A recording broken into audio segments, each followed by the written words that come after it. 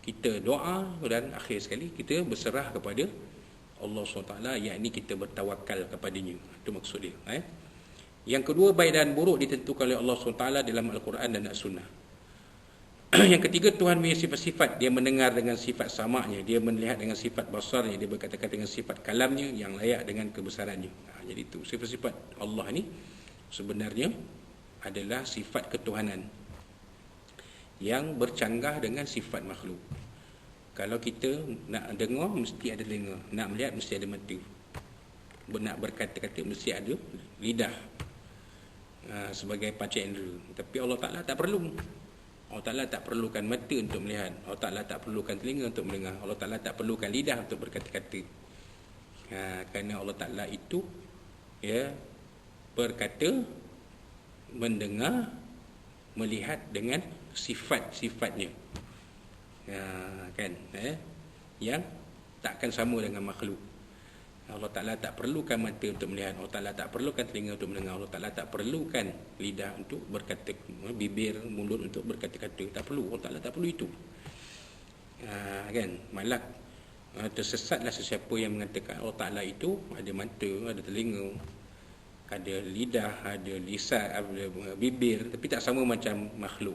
Itu pun sesat juga. Dikira kepercayaan mentasyabuhkan, mentashbihkan, menyerupakan Allah dengan sifat-sifat makhluk. Menyerupakan Allah, zat Allah dengan sifat-sifat makhluk. Ini ada kepercayaan yang salah, yang terseleweng juga sebenarnya. Yang keempat, ada siksa kubur. Ini adalah perkara gaib yang kita berpegang, kita beriman dengannya. Yang kelima, Tuhan tidak wajib ini mesti membuat yang baik-baik atau terlebih baik. Ini adalah kepercayaan kita Ahlussunnah wal Jamaah, Asy'ariyah dan Maturidiyah. Itu maksudnya Allah Ta'ala itu dia ada iradah, ada kehendak. Maksudnya Allah Ta'ala nak buat sesuatu yang baik atau sesuatu yang sebaliknya, itu terserah kepada kudrah, kekuasaan dan iradah, kehendak Allah SWT. Jadi benda itu adalah harus. Pilihan pada Tuhan, pada Allah adalah harus Allah Ta'ala itu melakukan sesuatu yang baik dan atau sesuatu yang sebaliknya. Yang keenam, Tuhan boleh dilihat dalam syurga. Allah SWT boleh dilihat dalam syurga. Ini kepercayaan kita Ahlussunnah wal Jamaah, Asy'ariyah, Maturidiyah dan lain-lain lagi. Kemudian bi Mu'tazilah, perbuatan hamba adalah ciptaan hamba yang dihasilkan dengan kuasa yang telah Allah Ta'ala ciptakan pada si hamba. Ketika ini melawan kejadian hamba itu sendiri, kerana pada tiap-tiap masa terlalu banyak kehendak-kehendak hamba yang tidak tercapai atau selalu terbentut. Nyatalah fikiran kuat ini melampaui sempadan kerana tidak kenal kudrat Tuhan. Yang tingkat begini dihukumkan fasik, berusaha besar. Berkata sebagian ulama, kafir. Jadi ini kepercayaan terus menyeleweng golongan Mu'tazilah, kerana mereka tak percaya adanya kudrah Tuhan, kudrah Allah SWT.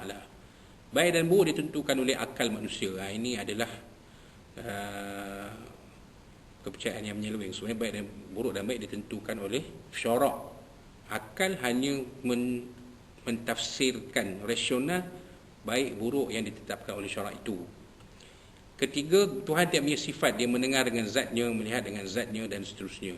Ini adalah kepercayaan Mu'tazilah. Kita percaya bahawa Allah Ta'ala itu ada sifatnya.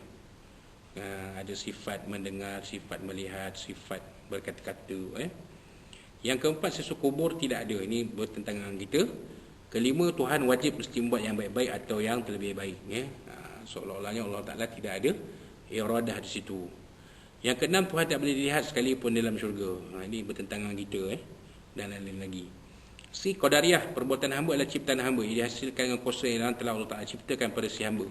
Keadaan seterusnya adalah bersamaan dengan pegangan bagi Mu'tazilah pada masalah pertama. Pegangan begini hukumnya haram, berdosa sebab telah fasik. Jadi kita Ahlussunnah wal Jamaah, Asy'ariyah, Maturidiyah percaya bahawa perbuatan hamba itu adalah ciptaan Allah SWT. Jadi benda ini bertentangan. Qadariyah menolak kudrah dan iradah Tuhan, kira daerah Allah SWT, meletakkan kudrah iradah perbuatan manusia itu pada manusia sendiri. Jadi ini bertentangan. Ini adalah kefahaman yang menyimpang daripada Al-Quran dan hadis-hadis Nabi SAW. Dan yang keempatnya Jabariyah, perbuatan hamba adalah ciptaan Allah. So Ta'ala tanpa ada hak bagi si hamba untuk memilih. Etikat ni membawa kepada tidak berguna syurga dan neraka, Al-Quran, hikmah kerasulan, undang-undang dan sebagainya daripada perintah dan larangan. Ya, jadi etikat apabila kita percaya perbuatan Allah manusia itu semata-mata dari Allah, maka tak ada gunanya Allah Ta'ala menurunkan syarak sebagai peraturan. Kerana semuanya Allah Ta'ala dah tetapkan. Dah jahat, nak kata macam ni, Allah Ta'ala dah tetapkan dia jahat, tak boleh ubah.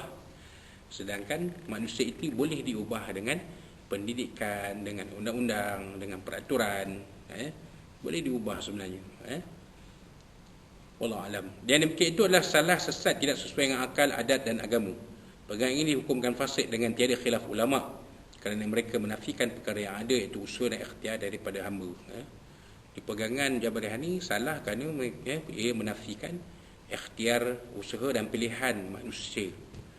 Maksudnya manusia ni tak guna berusaha, sebab artinya takdir Allah itu 100% kena kepada manusia tersebut.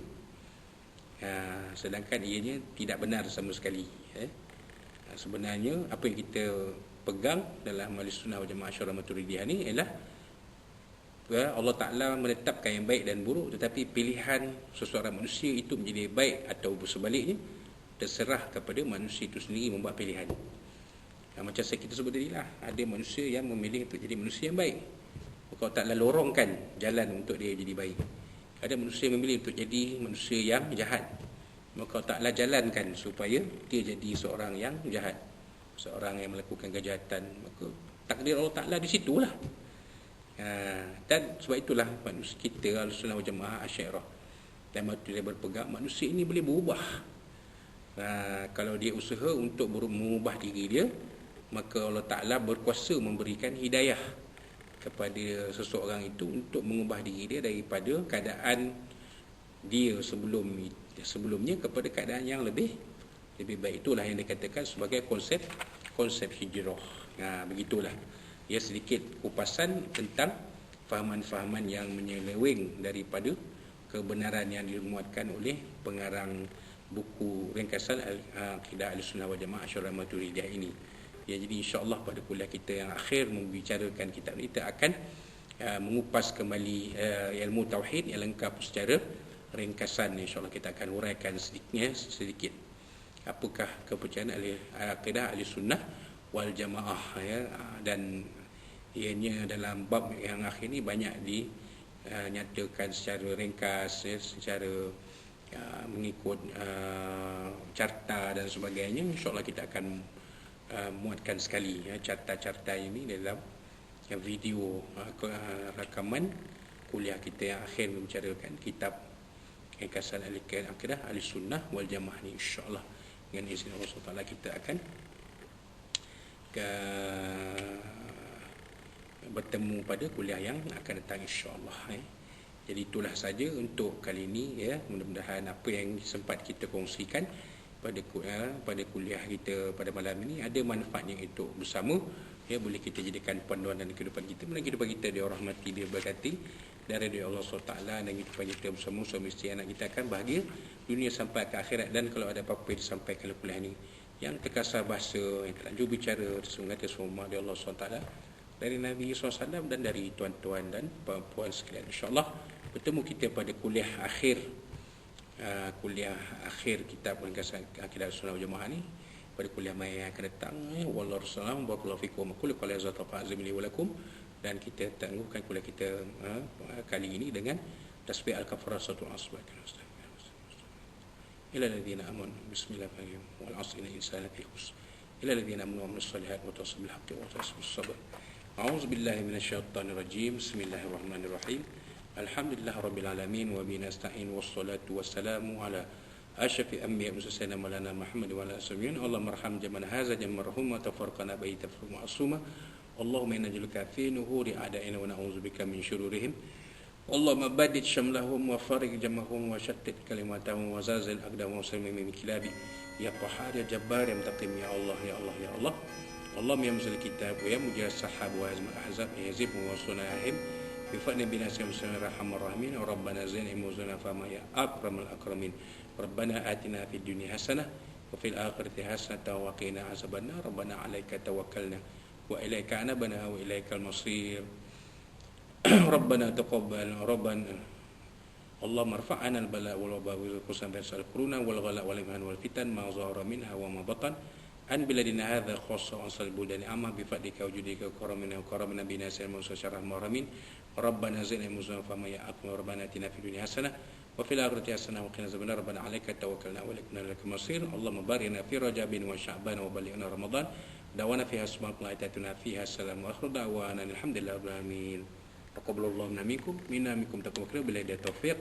Wassalamualaikum warahmatullahi wabarakatuh.